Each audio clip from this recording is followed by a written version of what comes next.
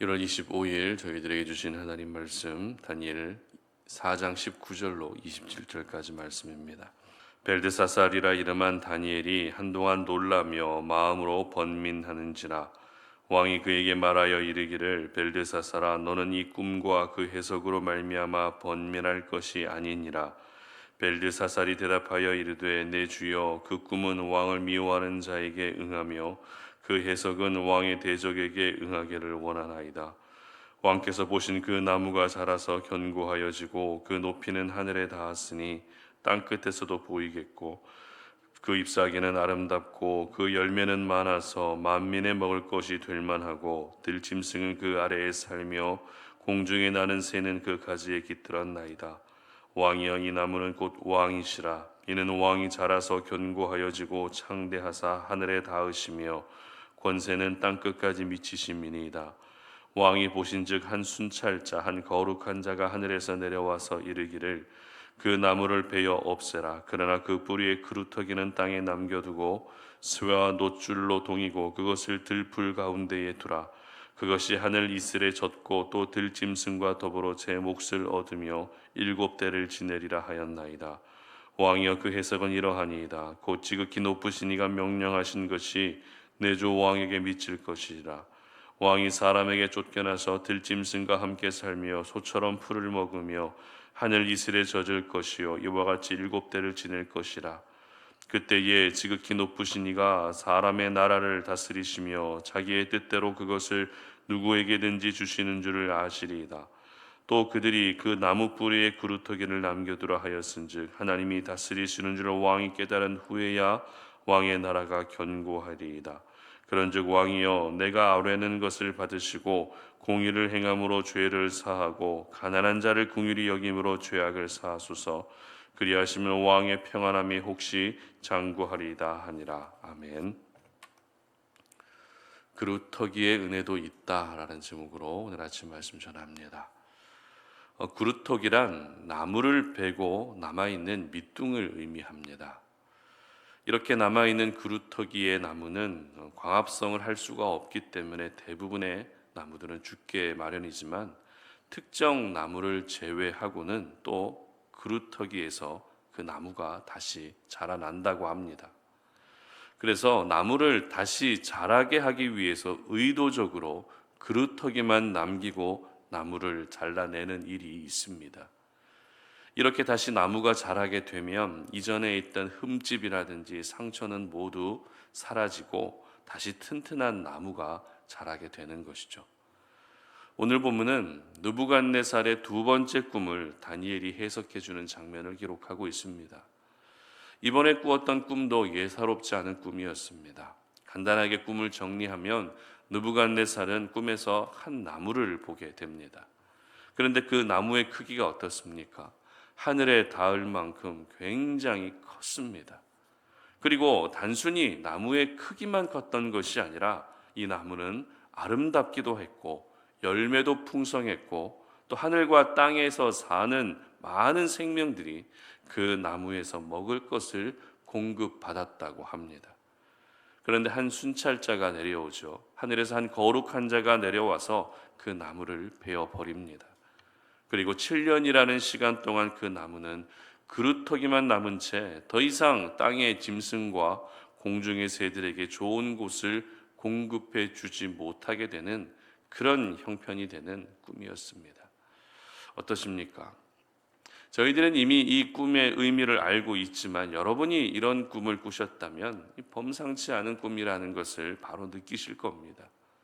그래서 느부갓네살 마음도 번민이 될 수밖에 없었죠. 자, 그렇다면 이 꿈의 해석을 한번 살펴보도록 하겠습니다. 22절 말씀 보도록 합니다. 왕이여 이 나무는 곧 왕이시라. 이는 왕이 자라서 견고하여지고 창대하사 하늘에 닿으시며 권세는 땅 끝까지 미치심이니이다. 아멘. 바로 그 큰 나무는 느부갓네살 왕을 의미하는 것이었습니다. 느부갓네살을 상징하는 이 나무가 크고 아름다울 뿐만 아니라 땅의 짐승과 공중의 새들에게도 먹을 것을 공급해 주었다는 것은 당시 느부갓네살의 영향력이 고대 사회 가운데에서 굉장히 절대적이었고 영향력이 컸다라는 것을 하나의 그림으로 보여주는 꿈이었습니다. 지난번 첫 번째 꿈에서는 한 신상을 받고 그 중에서 순금으로 된 머리가 느부갓네살을 상징하는 것이었는데, 이제는 큰 나무가 느부갓네살을 상징하는 것이었습니다. 물론 큰 신상도 영원할 수 없었고 큰 나무도 그루터기만 남겨진 채 베어졌지만, 당시에 이렇게나 막강한 영향력, 엄청난 영향력을 가지고 있었던 느부갓네살을 보면서 한 가지 사모하는 마음이 생겼습니다. 어떤 사모함인가 하면 바로 우리도 역시 하나님의 자녀로 살아가고 있는 저와 여러분 역시 이 땅 가운데서 영향력 있는 인생을 살아야 되겠다라고 하는 사모함이었습니다. 그리고 우리 송탄 오륜교회도 역시 큰 나무처럼 많은 영혼들이 쉬어갈 수 있고 좋은 것을 공급받을 수 있는 그런 교회가 되면 좋겠다라는 사모함이 있었습니다. 특별히 꿈을 꾸고 나서 꿈을 해석하는 과정에서 저희들이 주목해야 할 단어는 바로 오늘 제목처럼 그루터기라고 하는 단어입니다. 서두에서 말씀드린 것처럼 그루터기는 나무를 완전히 없애버리기 위해 그렇게 남겨두는 것이 아닙니다. 더 이상 쓸모 없어졌기 때문에 나무를 베어버리고 그루터기만 남긴다, 이런 의미가 아닙니다.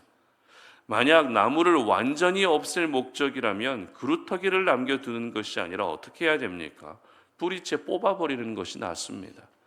그러나 하나님은 뿌리채 뽑지 않으시고 그루터기를 남겨주셨다는 것입니다. 이렇게 하나님이 그루터기를 남겨두신 이유에 대해서 26절 말씀은 이렇게 기록하고 있습니다. 또 그들이 그 나무 뿌리에 그루터기를 남겨두라 하였은즉 하나님이 다스린 줄을 왕이 깨달은 후에야 왕의 나라가 견고하리이다. 아멘. 바로 새로운 나무가 자라도록 하기 위함이 이 그루터기를 남겨둔 목적이라는 것입니다. 시간이 지나고 7년이라는 그 시간이 지나고 나서 다시 그 나라를 견고하게 하시기 위해서 그루터기만큼은 남겨두셨다는 것입니다.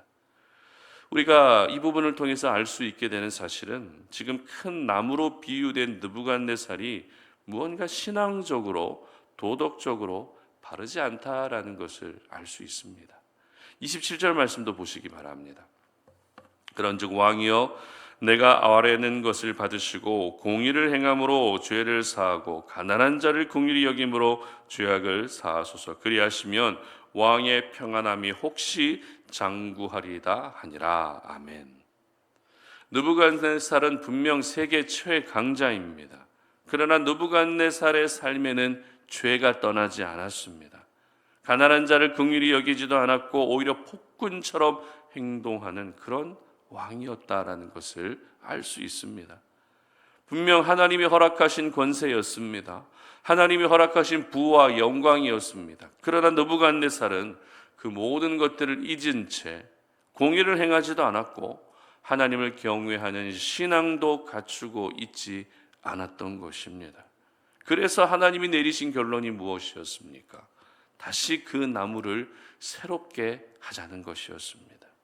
피가 묻어 있고 죄가 묻어 있고 욕심이 묻어 있는 나무를 그루터기만 남긴 채 베어버리고 다시 좋은 나무로 자라게 하시고자 함이었다는 것입니다.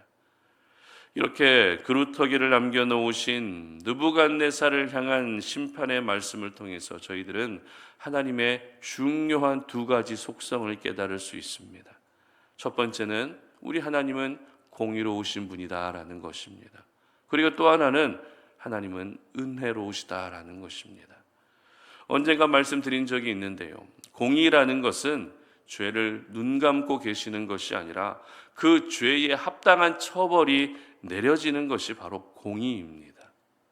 하나님은 죄를 가장 미워하시기 때문에 반드시 죄에 대한 벌을 내리십니다. 죄를 지은 당사자가 선택받은 사람이라 할지라도 죄에 대한 벌을 내리십니다. 죄를 지은 당사자가 하나님의 자녀라 할지라도 죄에 대한 벌은 반드시 내려지게 되는 것입니다. 왜냐하면 우리 하나님은 공의로우신 분이시기 때문입니다. 느부갓네살 역시 하나님의 주권과 계획 속에 세워진 왕은 틀림없었습니다. 그러나 그가 죄에서 떠나지 않는 이상 심판을 피해갈 수 없었던 것이죠. 그래서 아름답고 그렇게 큰 나무가 한순간에 베어지고 말았던 것입니다. 이처럼 우리 하나님은 공의의 하나님이십니다. 그러나 우리 하나님의 또 하나의 속성이 어떤 속성이라고요? 바로 은혜로우신 하나님이라는 것입니다. 하나님의 은혜를 가장 잘 보여주고 있는 것이 오늘 본문의 그루터기인 것입니다. 그래서 그루터기라도 남겨놓으신 것입니다.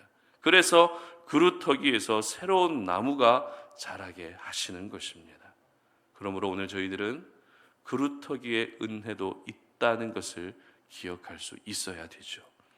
오늘 이 아침에 기도할 때 그루터기의 은혜라도 허락해 주시도록 기도할 수 있어야 되는 것입니다. 지금 내 상황이 너무 절망적이고 설상가상의 상황이라 할지라도 하나님은 은혜로우시기 때문에 여러분의 삶 가운데 반드시 그루터기를 남겨놓으셨습니다. 절대 뿌리째 뽑아버리지 않으셨습니다. 그루터기를 남겨놓으셨고 그 그루터기에서 새로운 나무가 자라게 하시는 것입니다. 하나님은 이사야 선지자를 통해서 멸망받을 남유다 백성들을 향해서 이렇게 말씀하시는데요. 제가 이사야 6장 13절 말씀을 읽어드리도록 하겠습니다. 그 중에 10분의 1이 아직 남아 있을지라도 이것도 황폐하게 될 것이나 밤나무와 상수리 나무가 배임을 당하여도 그 그루터기는 남아 있는 것 같이 거룩한 씨가 이 땅에 그루터기니라 하시니라. 아멘. 멸망받는 것은 기정사실이지만 하나님은 그루터기를 남겨놓으셨다는 것입니다. 이처럼 그루터기는 아직 꺼지지 않은 마지막 하나님의 불씨와도 같은 것입니다. 그렇다면 하나님께서 여러분에게 남겨놓으신 그루터기란 무엇일까요? 어떤 분에게는 고통이 계속되는 가운데에서도 기도의 줄을 놓지 않게 하셨다면 그것이 그루터기일 수 있습니다. 또 어떤 분에게는 생명처럼 예배의 자리를 지키고 계시다면 그것도 역시 여러분에게 남겨놓으신 그루터기일 수 있습니다. 그리고 여러분 주변에 믿음의 동역자들이 여러분에게 남겨놓으신 하나님의 그루터기일 수도 있고 여러분의 자녀들이 여러분에게 남겨놓으신 하나님의 그루터기일 수도 있다는 것입니다. 따라서 저희들은 그루터기의 은혜라도 주시도록 그 은혜를 사모할 수 있어야 하는 것이죠. 그루터기는 분명히 하나님이 새롭게 일하신다는 시그널입니다. 하나님이 우리의 인생 가운데 다시 일하신다는 사인이 바로 그루터기입니다. 그렇기 때문에 그루터기의 은혜가 내게도 임할 수 있기를 구하고 또 구해야 하는 것이죠. 사람들은 밑둥만 남아있는 나무의 모습을 보면서 이제 다 끝났다라고 생각할지 모르지만 우리 하나님은 밑둥만 남은 가운데에서도 일하십니다. 사람은 그루터기를 보면서 모두 다 끝났다라고 여길 수 있지만 하나님은 그루터기가 바로 하나님이 일하시는 시작의 포인트라는 것입니다. 그루터기라도 남아 있다면 그루터기를 통해서 하나님이 보시기에 가장 좋은 아름다운 새로운 나무가 자라게 되는 것입니다. 그러므로 오늘 이 시간 여러분 모두가 그루터기의 은혜도 있다는 것을 기억할 수 있었으면 좋겠습니다. 그리고 그루터기의 은혜가 내게도 임할 수 있도록 기도할 수 있었으면 좋겠습니다. 그래서 하나님이 나를 변화시키시고 또 내 삶을 변화시키는 그런 은혜가 있으시기를 주님의 이름으로 축복합니다. 함께 기도하겠습니다. 하나님 아버지, 오늘 우리가 주의 말씀을 통해서 이 아침에 그루터기의 은혜라도 허락해 주시도록 구하며 나아갑니다. 하나님은 우리를 뿌리째 뽑지 않으시고 그루터기를 남겨놓으셨습니다.